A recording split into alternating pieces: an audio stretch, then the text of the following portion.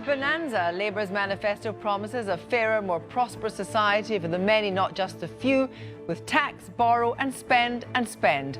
How's it playing with the core vote?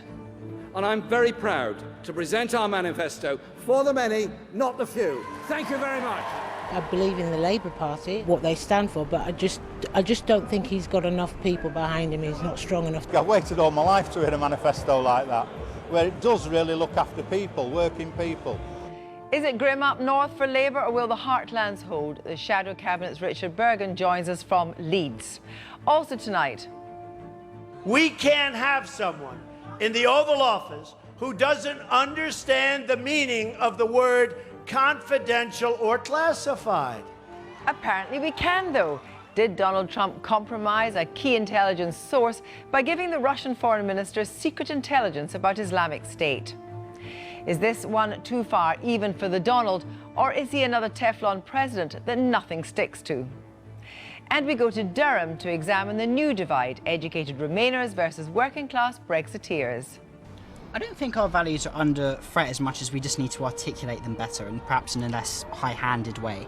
When I was doing a bricklaying apprenticeship, I couldn't get it because at first all the Polish came over and they took over the people's jobs.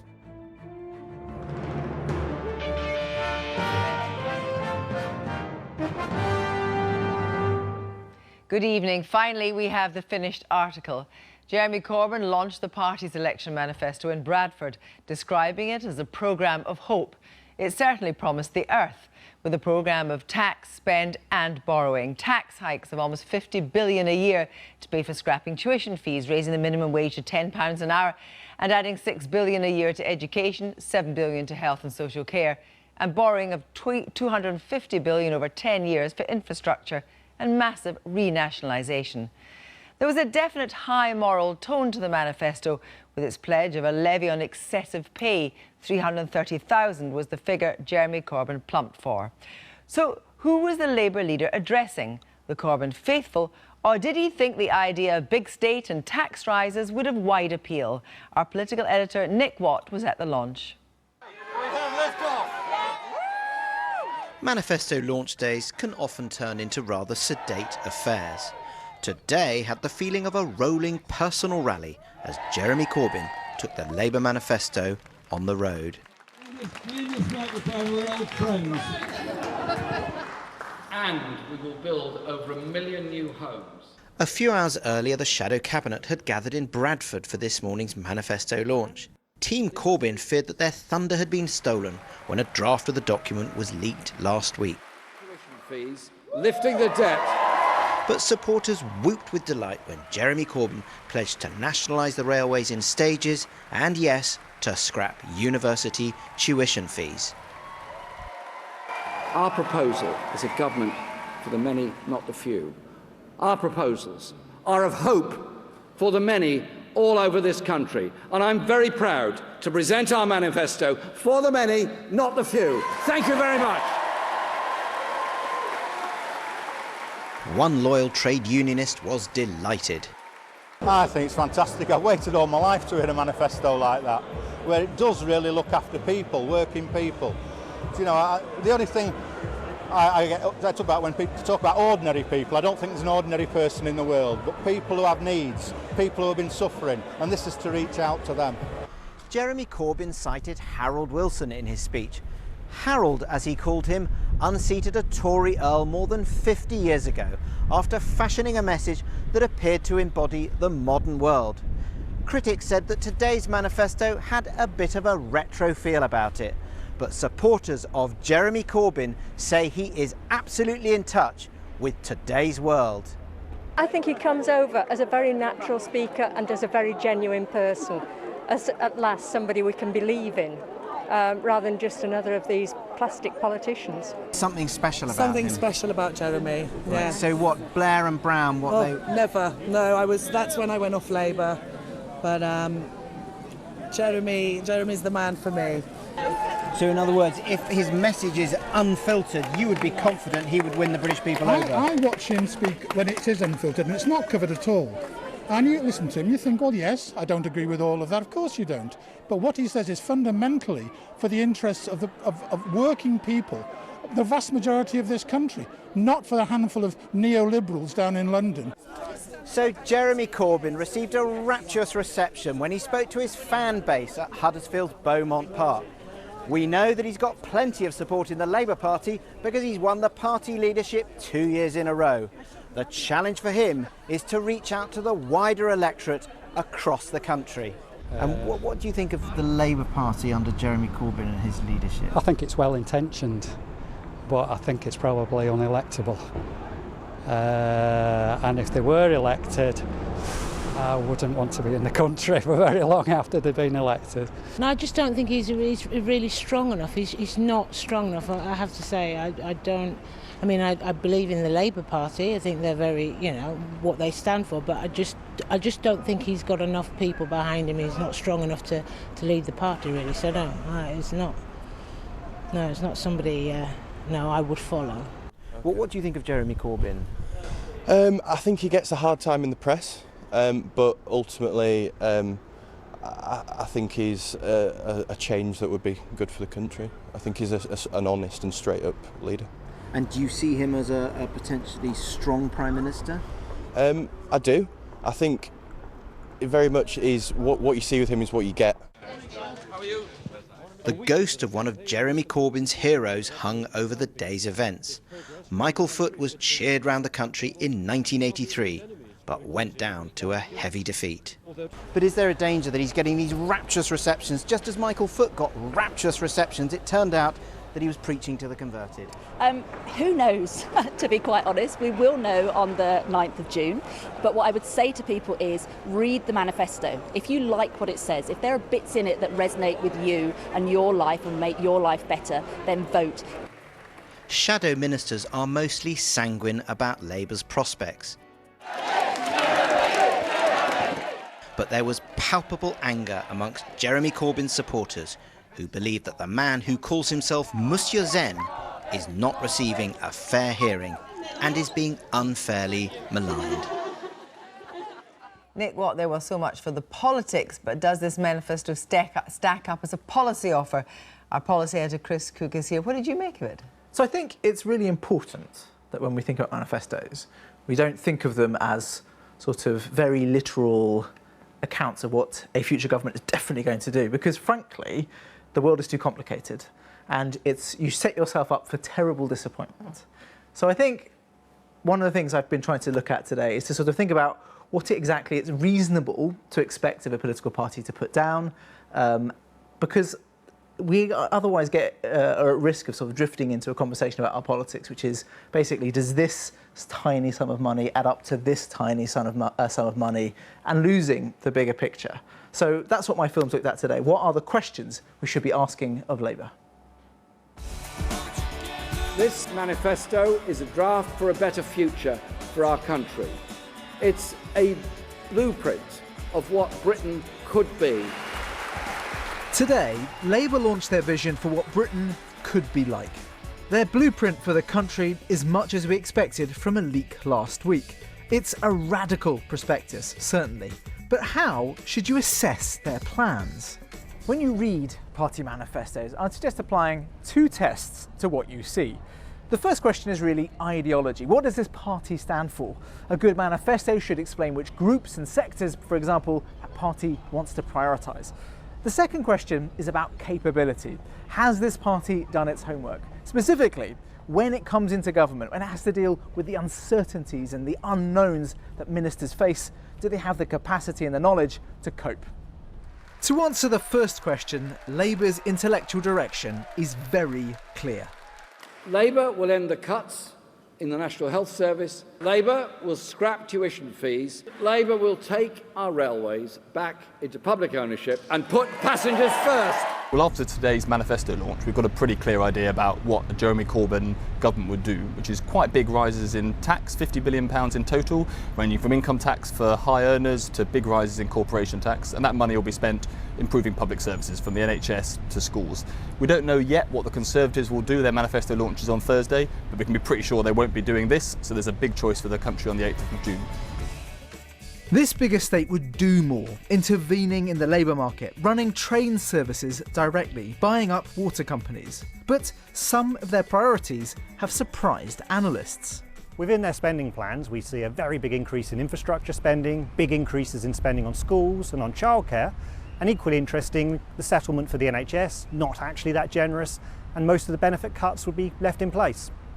The second question is tougher. Has Labour done its homework so it's ready to run Whitehall?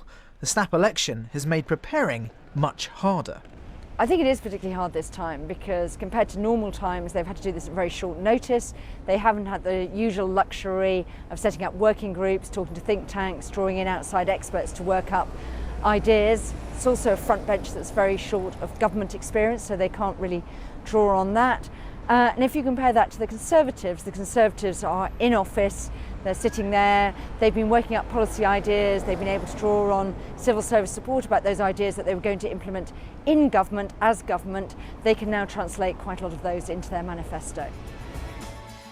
Take this example. One of Labour's top education items is a £5 billion extension of preschool childcare, which is simple enough.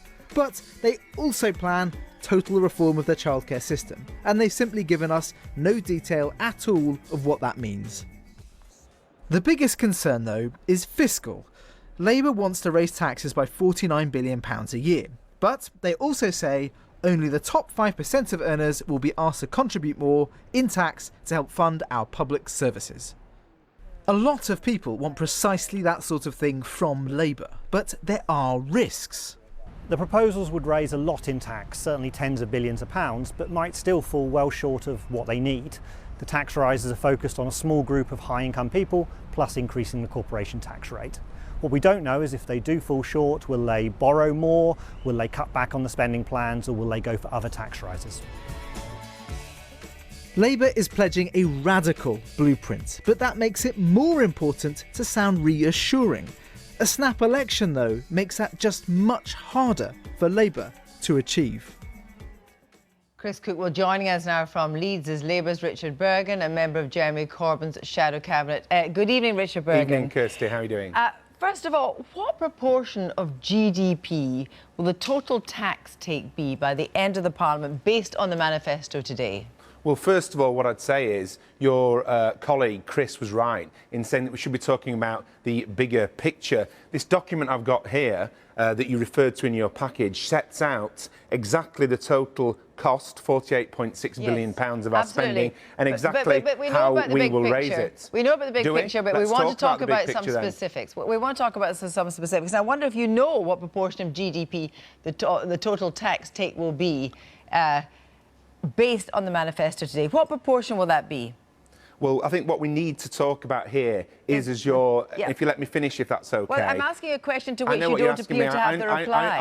I understand your technique, but it seems to me that we are being put on trial for daring to suggest higher public spending, put on trial for daring to set out with greater transparency than any other party has put forward before about how much we're going to spend and how we're going to spend it. You, I presume, have read the document and it's all in there. Yeah. We've got a choice with this interview. We can either do the rather tedious thing of going through each number that's in this document, it's about or we can talk transparency, about, isn't it? Hang on. or we can talk about the bigger picture. We can talk about, for example, let me reassure you, we are going to go through some of the specific policies in a minute. I just wonder if you had any idea what proportion of GDP the total tax take will be at the end of this Parliament.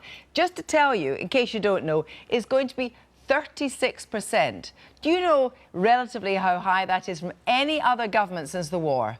Well, the key point is this. When it comes to it, we made a pledge on tax that I think your viewers were very interested in, that 95% of people, i.e. everyone who gets paid less than £80,000, won't pay a single penny more in taxation, because Labour is the party of low tax for the many. The Conservatives, sadly, in the last 7 years, have proven themselves to be the party of low tax only for the privileged few. Let's look at that. Just to tell you that there hasn't been such a high tax take as a proportion of GDP since 1949. So that is pretty eye-catching. Another eye-catching announcement today in the manifesto was that you're going to introduce an excessive pay levy on salaries above 330,000, another one at $500,000. Why call it excessive? Is that a moral judgment?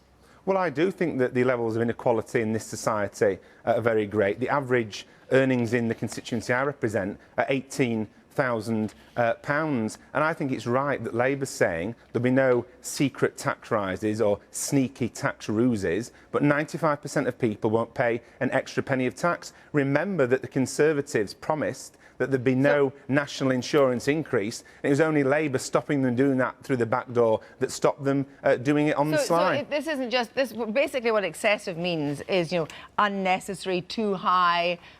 So basically, you believe that people earning over 330,000, be they entrepreneurs, be they computer whizzes, be they CEOs, TV are actually presenters, essentially anybody. are actually earning too much. You think they're earning too much? Well, why can't we talk about in these interviews the many, not the few? Your question so far is focused on the few, about people that earn over £300,000. That's about 0.3% of society. Let's expand this conversation and talk about the 95%. Well, let's talk about that. Well, let's move on to one of your other major announcements today, and that is on scrapping tuition fees. Now, you'll understand that people can be quite sceptical when it comes to people saying there'll be no tuition fees, but you've said that you'll say that you'll scrap them. So when would a Labour government scrap them? Would a student starting this September not pay tuition fees?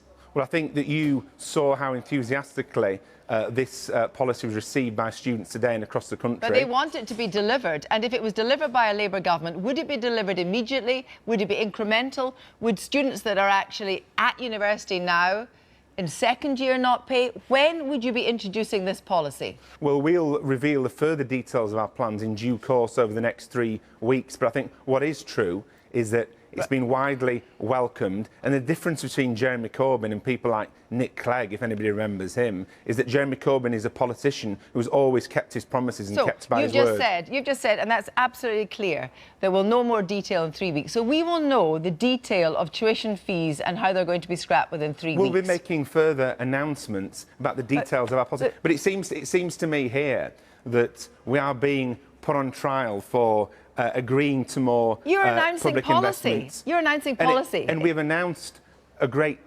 list of policies today. Of which this is one. Of which is a key one, and of which you're spending a lot of money on.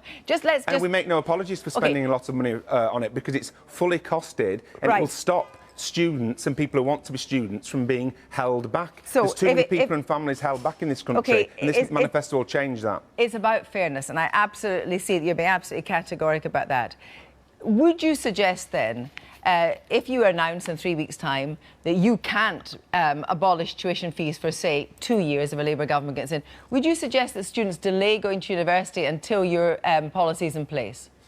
Well, I mean, obviously this is some kind of trap. At the end of the day, I hope you would join students across the country and people who are thinking about being students, welcoming this policy as a massive step forward. And it is a massive step forward, just as is ending the scrapping or reversing the scrapping of the student nurse bursaries, bringing back the education maintenance allowance. What this is about is stopping people's aspirations from being held back. People feel they're being priced out of going to university. A Labour government will end that. And as I say, the difference is between Jeremy Corbyn and the Labour team, and, for example, the Liberal Democrats, who you mentioned earlier, is that the Labour team and Jeremy Corbyn have a track record of keeping their word. If only the Liberal Democrats did. You're introducing sweeping changes in childcare. You're going to say there's free school meals. There'll be no tuition fees. These essentially are free benefits for the very people that you say earn £330,000 and excess. They're going to benefit from that. That actually is a terrible inconsistency, isn't it? We all benefit from that. We all benefit from people going to university. Their education helps to stimulate the economy. If you're treated in hospital, you're treated by someone that's gone to university, whether it be a doctor or a nurse. If you go and see a lawyer, you're being assisted by somebody who's been to university. And, for example, our policy of free school meals, some people have criticised it for its universalism. I'm proud of its universalism. Well, on that question of universalism and whether that's going to benefit you, Len McCluskey, the Secretary of Unite, told Politico that if the party holds 200 seats, that will mean this has been a successful campaign. Is he one of the so-called moderate doommongers? Well, Len McCluskey is a great General Secretary. I'm delighted that he was re-elected recently. But all I'm focusing on, and all the Labour team is focusing on, is getting out these policies for the many, not the few. But is he right about that it would be a successful campaign if you take 200 seats? Well, the polls have narrowed. We hope they'll continue to narrow. I believe they will when people consider the policies in these manifesto. And we want to win this general election. They say a week's a long time in politics. There's 3 weeks to go. 3 weeks is an even longer time in the politics. We're up for the fight, and we're up to winning this election in order to completely transform things so things are run in the interest of the many, not the few. Thank you and very so we much end indeed. the system being rigged against people and families. Thank you very much indeed, Richard Burgum. Thank you. Now, the White House has tonight refused to comment on reports that the highly classified information that President Trump today finally admitted to sharing with the Russian foreign minister and the Russian ambassador had come from Israeli intelligence, after first denying he'd shared anything at all and sending his national security advisor, General H.R. McMaster, out to deny wrongdoing. Today, President Trump said he had an absolute right to do what he did and sent General McMaster out yet again. This time, he came out swinging. No, I stand by my statement that I made yesterday. And what I'm saying is really the premise of that article is false, that in any way the president had a conversation that was inappropriate or that resulted in any kind of lapse in national security. And so I think the real issue, and I think what I'd like to see really debated more, is that our national security has been put at risk by those violating confidentiality. Well, this evening it has been reported by the New York Times that in February, Donald Trump asked the then FBI Director James Comey to end his investigation into Trump's former National Security Director Michael Flynn for alleged connections with Russia. He sacked Comey a week ago. The White House denied this report, but the stream of charges and accusations against the Trump White House seems to be endless. So where does these latest rows leave his relationship with the Republican Party that has thus far been steadily loyal to its man in the White House? Joining me now is Jacob Weisberg of Slate Media Group and Deborah Saunders, who's the White House correspondent for the Las Vegas Review-Journal. Good evening to both of you. Thank you for coming in. On the scale of calamity, Jacob, how does this rank, including the New York Times story tonight? Oh, I think these are very much the worst things that have happened to Trump because I think they're clearly impeachable offenses. If you had a Congress that was willing to think about impeachment, and at some point you will. This is obstruction of justice. The primary article of impeachment against Richard Nixon was obstruction of justice. And here, the president seems very intent on providing all the evidence needed to support it himself. Deborah, the whole question of whether Donald Trump actually knew what he was doing is still far from clear. Is it a case of calamity after calamity and Congress being unwilling to do anything about it, or will these latest two, as Jacob seems to say, tip it over the edge? Well, General McMaster said at the briefing today that Donald Trump did not know the source of the information that he apparently inadvertently revealed to the Russians. So as you know, a president can declassify material at will, and so I'm not sure that there's an illegality here. It's tough for Trump for a couple of reasons. First of all, it's the Russians again, and he seems to be smitten by Vladimir Putin and some of the other Russians. He campaigned saying that he was against Hillary Clinton letting classified material fall into the hands of others because she had them in a homebrew server, and now it turns out he just sort of slipped something to the Russians. But, you know, I have to say, you were asking what's the number, up to 10. We've been 8 through 10 for the last week. And we've been over 8 before with this president. He thrives on chaos. And while those of us covering him may be exhausted, I think he's got the stamina to stick things out. He seems ready to gut whatever comes his way out, and that's what he's been doing. But Jay, if he has been seen to compromise national security and indeed an international ally, though no comment has been made on whether it is Israeli intelligence that was being discussed, is he just going to limp on? Well, I'm not sure if it's worse or better if he compromised the intelligence inadvertently or did it, as he was trying to say yesterday, with purpose in mind. But when you think about what's at stake here, I mean, the penetration of a terrorist organization like ISIS by an allied security service, there's not much that's more important to protect than the ability to keep that kind of information flowing, to protect from terrorist threats and future terrorist attacks. This is information that journalists are very good at protecting. In fact, the news organizations that covered this story, including the Washington Post, were all very careful about restraining themselves from revealing the information that Trump apparently revealed to the Russians. So you sort of can't plead ignorance or inadvertence or carelessness here. I mean, the president is the one person in the executive branch who doesn't need a security clearance. It's an odd loophole, but it's clearer than ever that Trump would never qualify for one. I'm going to ask in a second about whether you think the Republicans are going to hold back, but just on the whole question of the New York Times tonight, whether or not he asked Comey not to investigate Michael Flynn. If that could be proved, Deborah, what would be the consequence of that? Well, I don't know that it can be proved. We know that James Comey, as soon as he finished dinner, went back and he wrote out a memo and he said that Trump did it. I think it's a bit of a he said, she said, unless, of course, the president tweeted that there may be tapes, then we'd know, wouldn't we? But I don't think that would be a very good thing for President Trump, because it really makes you feel like you're back in the days of Watergate when you see that out there. But you raise Watergate. Of course, what people forget, Watergate was a very long, drawn-out business. But at the moment, do you think, by and large, the Republicans don't have the appetite for that? They are going to stick to their man? Well, you know, I would have said that a week ago, and that's what's been going on.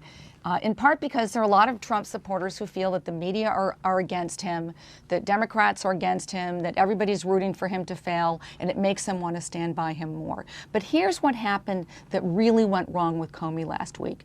The president had a right to fire James Comey, but he sent out his surrogates, Sean Spicer, Sarah Huckabee Sanders, and they gave a story about how Trump ended up talking to the Deputy Attorney General and the Attorney General, and they brought these memos forward, and these prompted the president to fire Comey. And then what does he do? He tells NBC News that, oh, he was going to fire Comey all along because of the Russians. Well, so I think he's... So if you're a Republican and you want to take his story and tell it to the world, you know that you can be undercut by him the next day on NBC News. Thank you both very much indeed. Thank you. In this election, how do we know what really matters to people? The old certainties are gone, tribal loyalty shattered, some of them by the Brexit vote. People are less likely to vote blindly for the party of their parents, and factors such as age, geography and education are emerging as the new dividing lines. Over the next 3 weeks, Katie Razzle is going to be looking at some of these divisions in 21st century Britain's voting habits in some detail. For her first report, she travelled from Durham to Tyneside to examine where the fault lines lie in terms of education.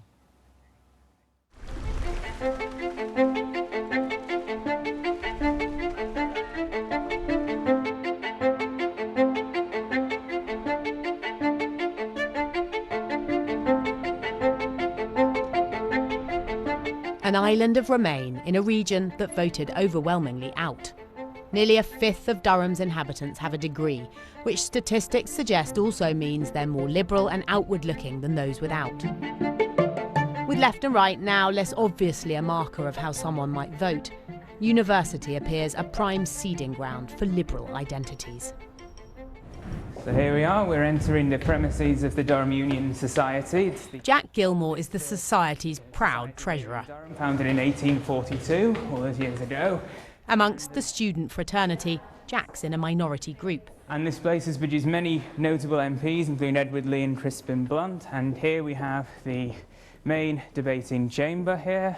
He's a Conservative supporter and a Leave voter. The other three here are Labour Remainers. Have you seen good political people? Voting Remain and voting Labour is, again, it's about how I feel about society, and I want society to be multicultural. I want everyone to be equal.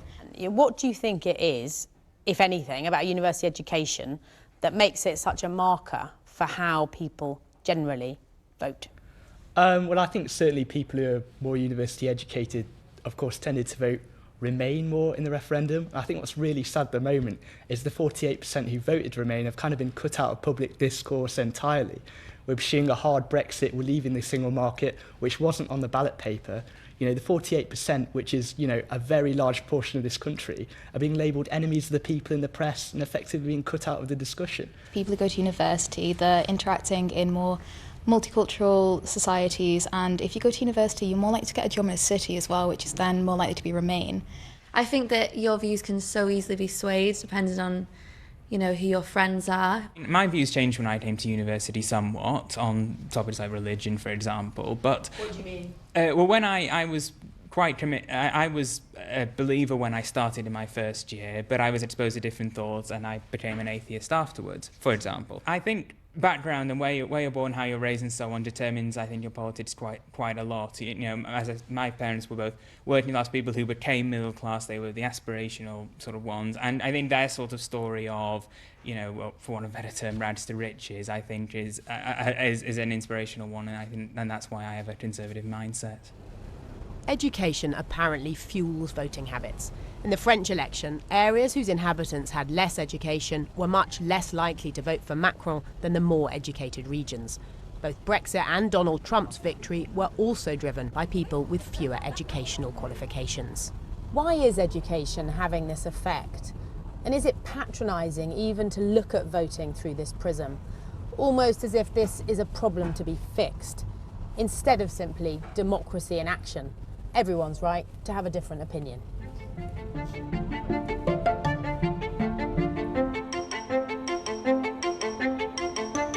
Newsnight headed up the coast, back to a place that was celebrating when we visited the day after the Brexit vote.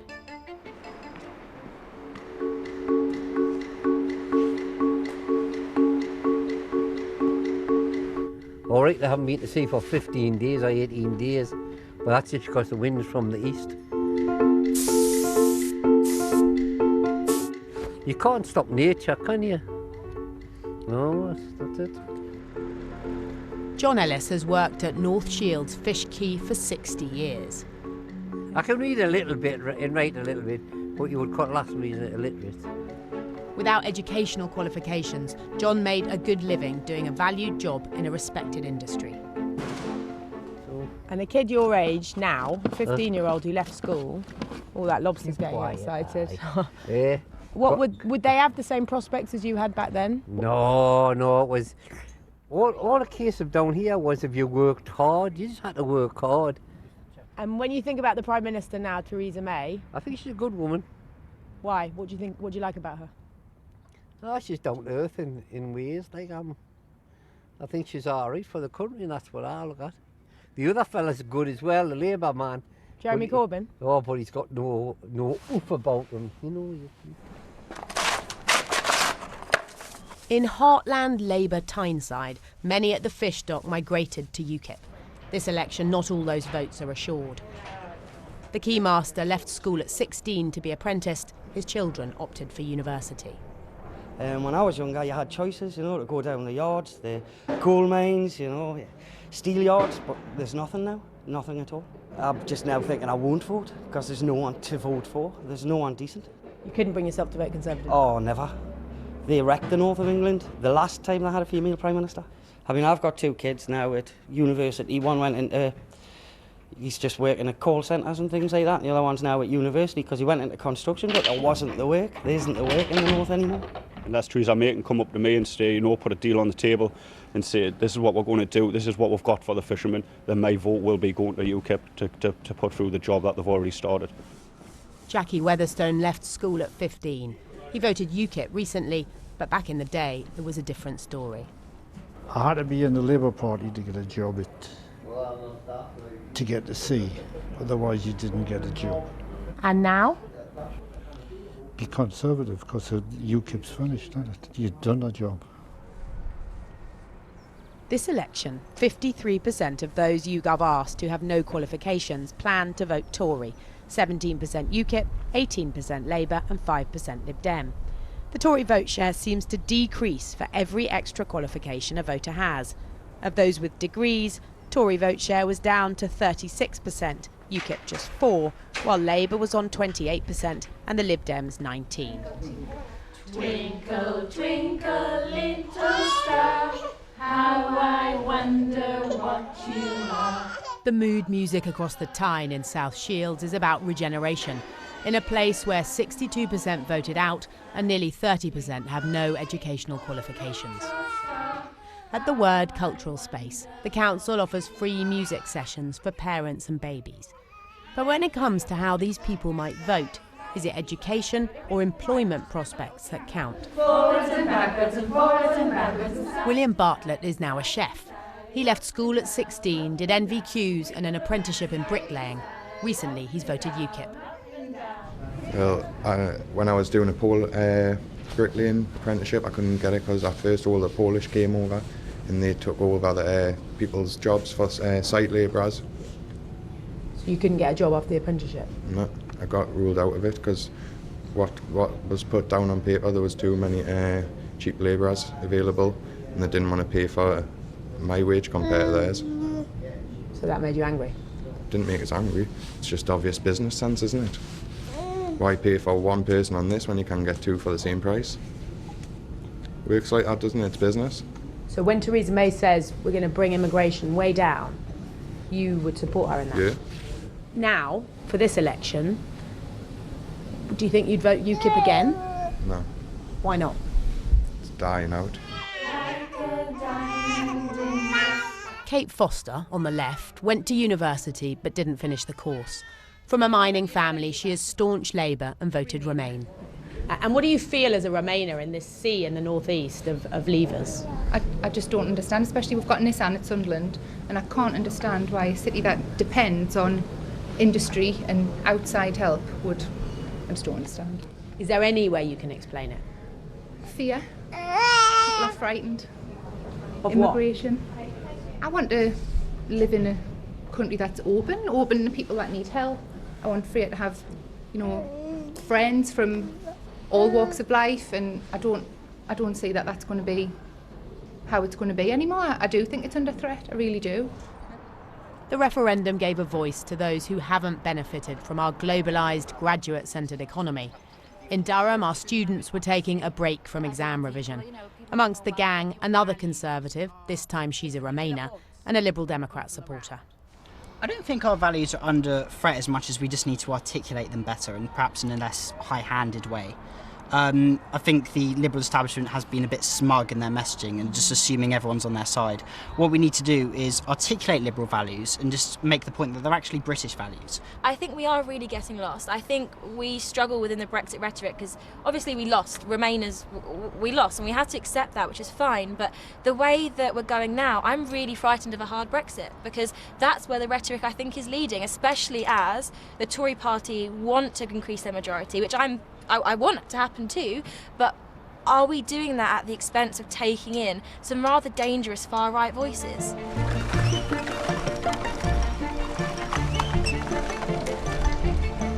A university education doesn't give everybody liberal values, nor is everyone without a degree small c Conservative. But education is a significant predictor of voting behaviour, and with a likely realignment going on the right, in many areas of Britain, it will play a big role in deciding who wins this election. Katie Razzle, well, while there's still room in politics for old-fashioned door-knocking and leaflets, the parties are increasingly fighting a sophisticated cyber campaign, which targets people via social media. The fact this kind of messaging is so easily focused at specific groups of voters means it can be difficult to see exactly what the parties are sending and to whom. Well, we're keen to get to the bottom of this, so we've teamed up with our colleagues from BBC Trending, and we need your help. Mukul Devonchand is the editor of BBC Trending and joins me now. So what's going on? Yeah, so as you say, it's about what we know and what we don't know. So what we know is that at least £1 million will be spent on Facebook advertising during the election. It was 1.3 million in 2015. And we know that it's a really micro-targeted kind of advertising that can look at what your likes and dislikes are, who your friends are, where you are, your age, your gender, and target messages towards you, and the parties will be doing that. This was thought to be a game changer in the referendum. You know, millions, one estimate was up to 1 billion messages sent by the parties. But what we don't know is what all those messages say, because some of them are not publicly visible, apart from if you get them. So what do you want people to do about it? So Newsnight and Trending are going to be teaming up to try and analyse what you send us. So what we want you to do is take a snap of a message that you get in your timeline that feels political. Send it to us, send us a bit of information about yourself, if you don't mind, your age, location, etc. How to send it is coming up on the screen. And then we will try and analyse that and build up a national picture of the types of messaging that the parties are using. And we'll come back to the show and on the BBC Trending blog to report that. Thank you very much indeed. Well, now for the last of our Views Night pitching ideas for the parties to consider in their manifestos. Tonight, it's Times journalist Raphael Hogarth with an idea that actually did get a passing mention in today's Labour document. It's time to tax the land beneath businesses. The way we tax businesses in this country is mad. Companies pay business rates on the property they use. A roomy furniture shop in London pays high rates. A countryside bakery pays less. Sounds sensible? It isn't. It's a punishment for investment. Why build an extension or a solar panel on top of your office if you know it'll only boost the building's rental value and lead to a tax hike? Recently, the government updated the rates it charges to reflect changes in the property market. Anywhere rents have gone up, rates have gone up. That update exposed the system at its most absurd. Some firms facing big hikes say there's no time to adjust, and they may not survive the next few months. Parties should pledge to abolish this fiscal monstrosity. Replace it with a land value tax for businesses, paid by landowners. Stop taxing companies and their buildings, and start taxing the land beneath them. It's typically owned by the rich, so the tax is progressive, and because the amount of land in the country is fixed, this tax can't choke off supply. It could even encourage landowners to lease out their space for production. It's that coveted elixir in public policy, a pro-business tax. Yet the idea is political poison. It has the ring of lefty bunkum. It shouldn't. Economists from across the political spectrum are in favour. It's easy for politicians to enjoy the 23 billion odd brought in by business rates and leave the system well alone. Easy, but lazy. We should rip up the rates regime and start again.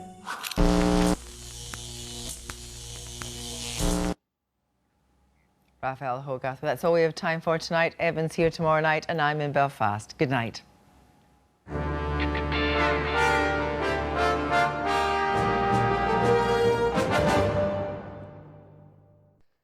Hello, it's a